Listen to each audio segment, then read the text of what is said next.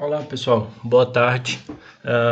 Hoje vamos estar falando um pouco mais, entrando um pouco mais no conteúdo relacionado a controladores lógicos programáveis e falando especificamente das linguagens de programação, que ela é uma das partes integrantes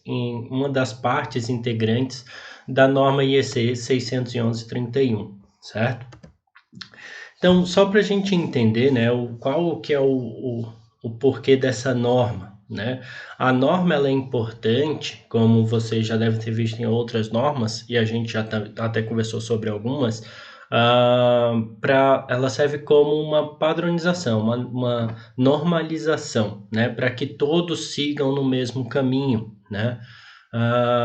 Se a gente for imaginar só a quantidade de fabricantes que nós temos, uh, de CLPs, né? Se a gente pensa, tem Siemens, tem Schneider, tem WEG, enfim.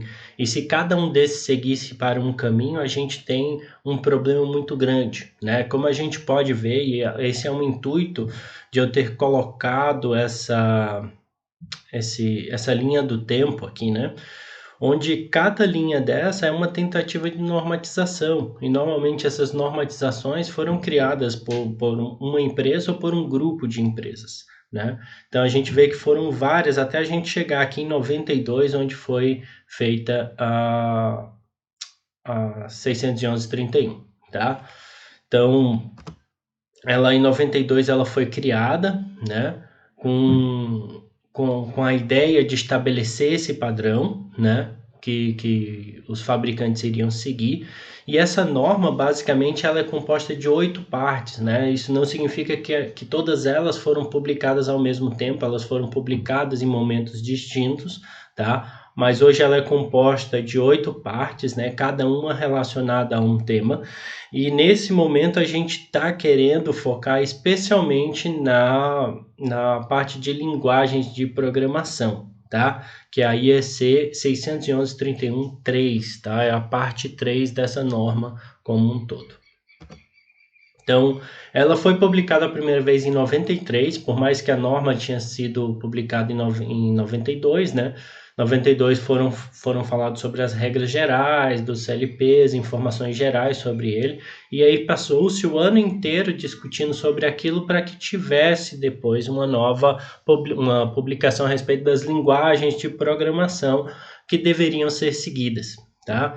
E essa normatização, essa parte 3, ela fala várias coisas, né? Ela fala sobre as possíveis linguagens e tal, mas uma das principais questões que ele traz é que cada CLP, né, de um fabricante, ele tem que ter pelo menos dois tipos de linguagens que a gente chama de gráficas e dois tipos de linguagens de texto, né, textual, para o programador, para o engenheiro, o técnico, enfim, a pessoa que estiver programando ali o CLP, ele tem à disposição essas opções, tá?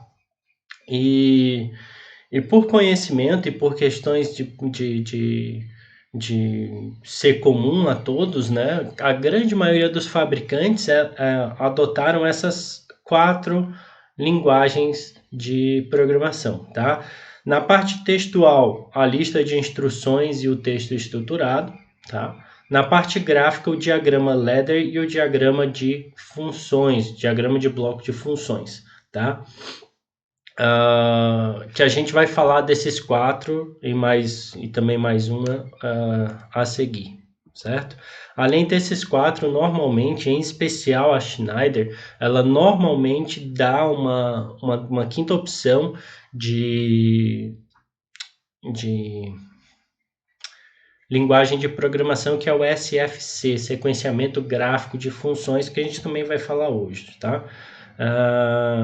Que ela é bem importante, ela tem algumas funcionalidades a mais e por isso que o pessoal acaba inserindo ela, tá?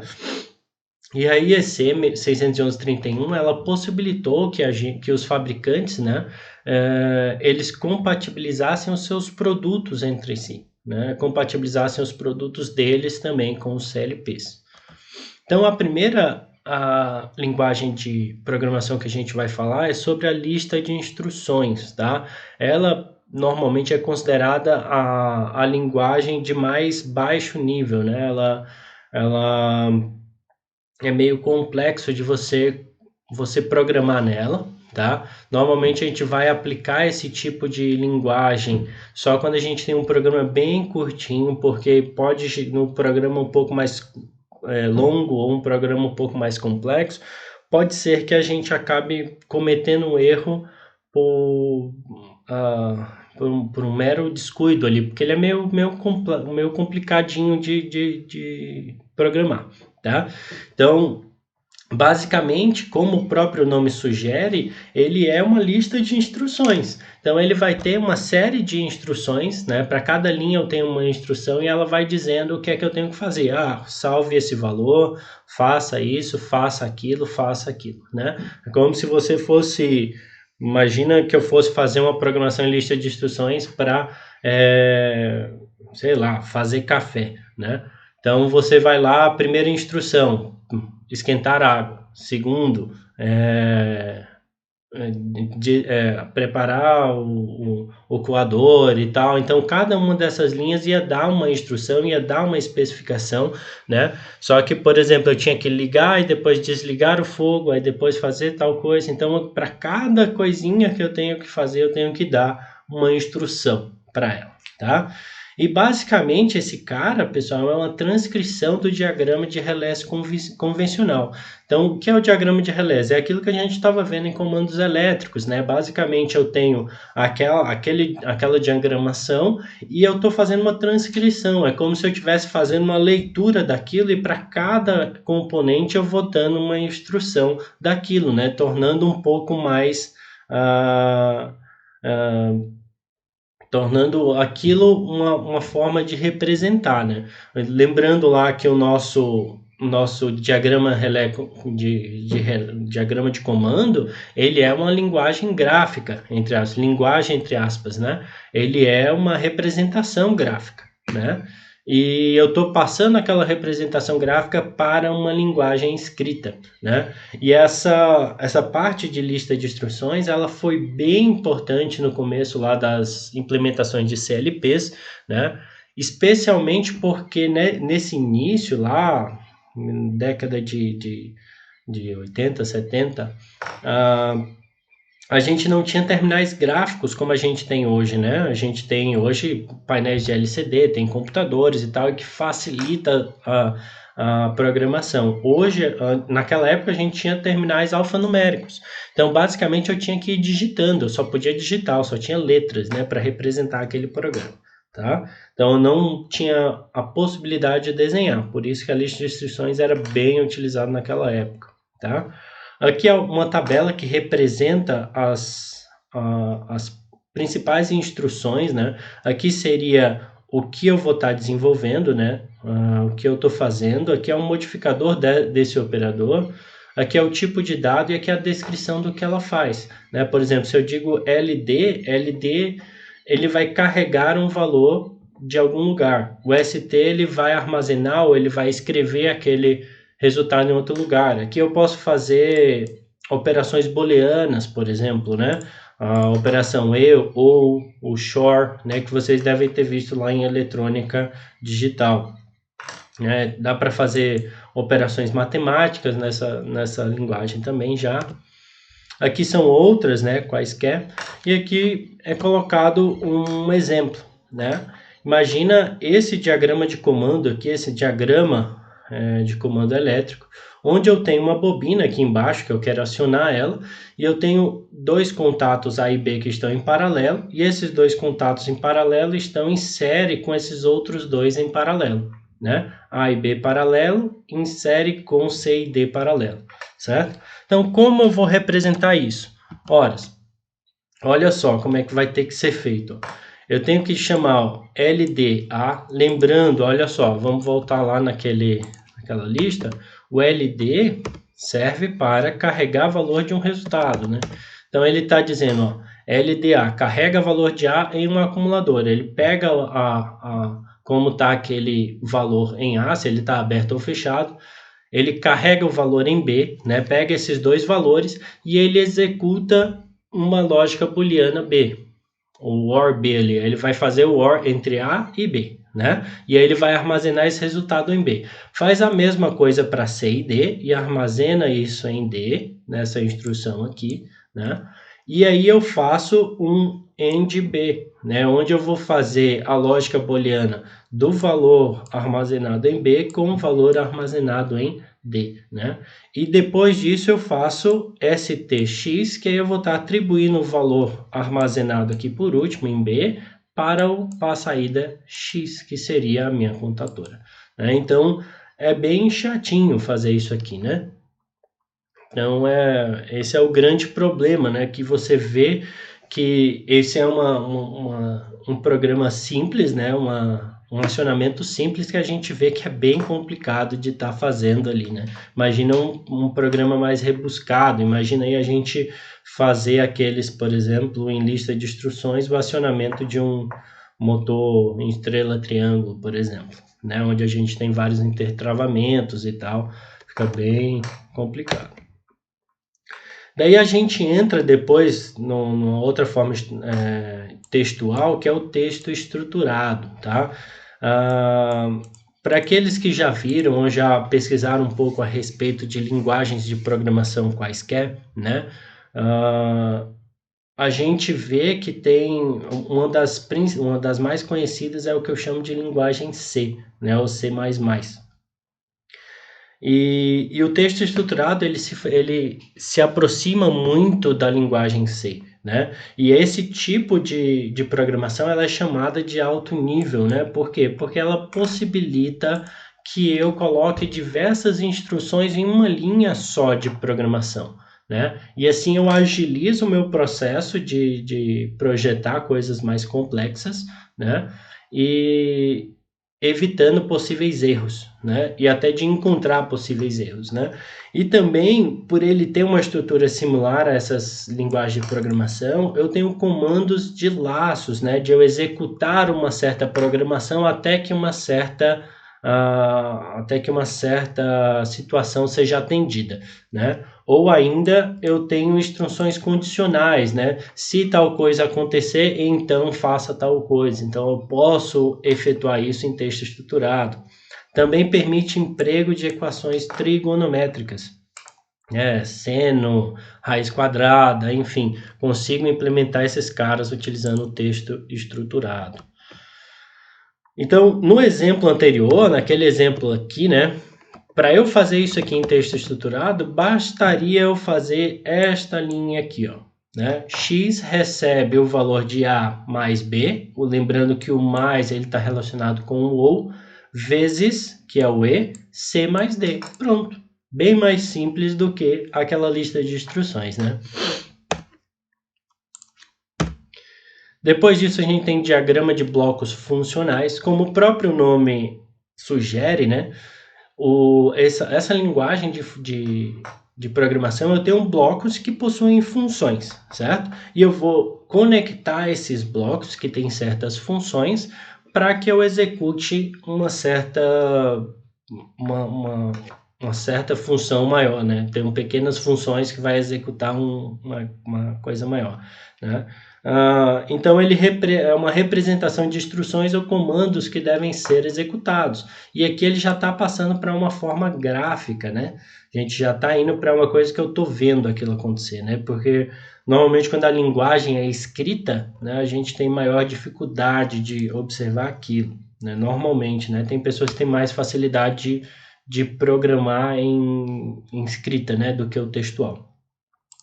Grande vantagem dela, né, é a reutilização de blocos dentro de um programa. Além do programa, quando eu tenho o FBD, além do fabricante já fornecer alguns blocos funcionais prontos, eu posso criar outros blocos, né?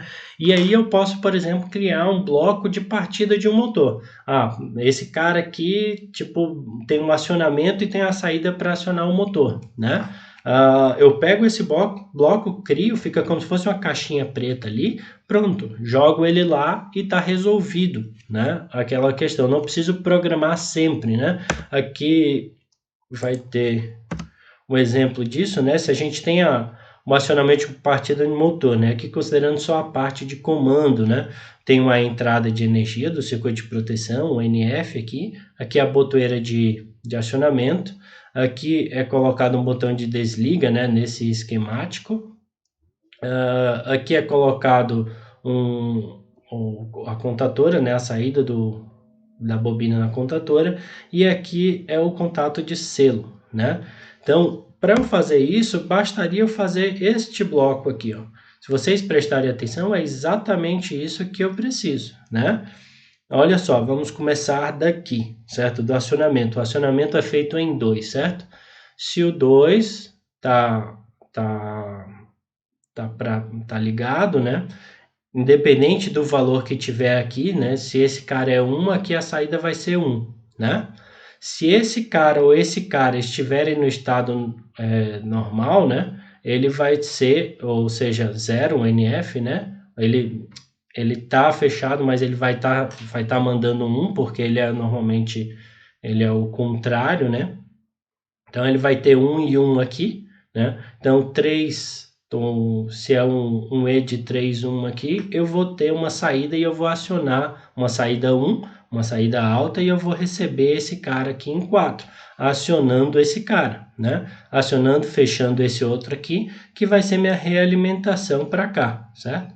Que vai manter esse 1 para cá. Ela só vai mudar se e somente se o estado de 1 ou de 3 mudar, certo? Então eu tenho esse bloco bonitinho aqui que vai servir para eu implementar em qualquer um. E um exemplo de múltiplas aplicações do mesmo bloco está aqui, né? Tenho 3, aqui ó, bloco motor e bloco motor. Tenho 3 motores que eu vou estar simplesmente aplicando ali e só coloco as entradas de cada um deles, beleza? Diagrama ladder, esse cara aqui é o mais utilizado de todos, de longe, né? A grande maioria das aplicações de hoje, né, que são as atuais, né? Se a gente pegar programas, sei lá, da década passada, pode ser que você não encontre ele em ladder. Provavelmente vai encontrar em texto estruturado e tal. Mas hoje em dia, se vai programar alguma coisa em CLP, é em diagrama ladder, que seria mais ou menos nessa cara aqui, né? Ele é parecido, ele lembra um pouco a parte gráfica dos nossos comandos elétricos, né? Do diagrama de relés, certo? Só que como esse cara aqui é o mais importante no mercado hoje, a gente vai deixar esse cara para a gente falar um pouco mais para frente, que a gente vai falar bem mais minuciosamente sobre ele, tá bem? Aí, para finalizar, a gente vai falar do SFC, Sequenciamento Gráfico de Funções. Como está dito aqui, é uma linguagem gráfica que descreve graficamente o comportamento sequencial de um programa de controle, certo? Então, ele tem uma coisinha a mais ali, né? Ele, além de ele ter uma função, seriam blocos ali, né? Ele vai mostrar como que é a sequência de um certo processo que você esteja trabalhando, certo? Esse cara aqui, ele é derivado, ele vem desde lá de muito tempo atrás, depois voltem lá no começo do vídeo, onde mostra aquela linha do tempo. Uma das primeiras linguagens a aparecer é o Graph7. Então esse cara é trazido de lá, né? Hoje ainda tem muita gente que chama de Graph7, esse SFC de Graph7, tá? E basicamente consistem em passos interligados por blocos de ações e transições, né? Então, aqui eu coloquei um exemplo bem simples, né? Ele nem está seguindo todos os padrões ali do Graph7, mas basicamente imagine que esse aqui é o passo 1, certo? Passo 1, para ele ir do passo 1 para o passo 2, no passo 1 ele está enchendo, né? E para ele ir para o passo 2, ele tem que satisfazer esta condição, que aqui está escrito transição 1, né? Para ele ir para o passo 2. No passo 2, ele vai esvaziar.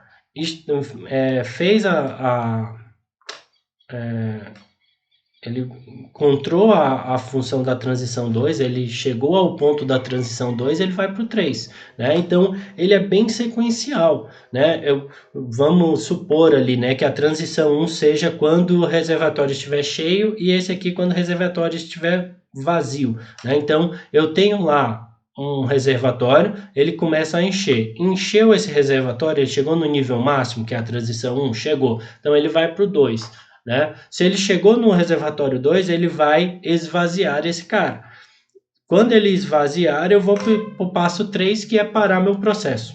Vamos supor assim, tá? Então ele é bem fácil de se visualizar, né? E de entender, né? Comparado com blocos de funções ou ladder e tal, ele é mais fácil de você até mostrar para outras pessoas, né? Que trabalham com você e não sabem muito sobre a programação de CLPs. E ele vai além de uma linguagem de programação, como eu estava falando, né? Também pode ser utilizado como forma de estruturar a lógica, a sequência de eventos desejados em um processo. Tem muita gente, pessoal, que utiliza o Graph7 não como uma forma de programação, mas sim de estruturação. Ele, quando está pensando no programa dele, ele bola a programação dele em Graph7 somente para ele ver como que está estruturado o programa dele. Depois que está estruturado, ele passa para o ladder, né? Então, o SFC é elaborado com blocos funcionais dispostos como um fluxograma, possibilitando a confecção e o estudo dos processos por meio de ações e transições. Então, a gente consegue até analisar o processo para ver se ele está bom ou não, né? Aqui é um exemplo, né? O processo inicia nesse cara aqui, na etapa 1, que até dá para ver que essa etapa está marcada com 2 quadradinhos, e isso mostra o início do Graph7. E aqui, motor desligado, ou desligar motor, condição, se a botoeira, né, de acionamento estiver ligada, ela vai para essa condição 2. E a condição 2 é o que? Liga o motor, certo? Essa ação de ligar o motor, ela está associada só e somente só à etapa 2, certo? E ela vai continuar nessa etapa até que esta condição seja atingida, que é o que? A botoeira desligada. Quando ela chegar a essa condição, ela vai para 3, que ele desliga o motor. Aí, para ele voltar para o estado inicial, botoeira on. E ele fica nesse ciclo representado por isso aqui, né? Ele vai continuar nesse ciclo aqui, beleza? E foi utilizado como referência ao livro do Frank e do Camargo de controladores lógicos programáveis, certo? Então, por hoje seria basicamente isso. Não vou passar uma atividade específica, tá? Para essa semana, eu vou deixar para a próxima semana passar uma atividade um pouco mais extensa, tá? O que eu vou pedir para vocês nesse momento fazer é ir lá no Google lá e baixar um programa chamado Zelio, Z-E-L-I-O, tá? Que a gente vai utilizar nesse início aí da programação ladder, certo? Então, se possível também, além de baixar esse cara, deem uma procurada sobre essas linguagens de programação, dê uma olhada de como é a estrutura como um todo, seja um pouco curioso, certo? Em especial, dê uma olhada no ladder, que isso será o nosso próximo passo aí no nosso estudo de CLP. Beleza, pessoal? Um abraço para vocês e boa semana, hein?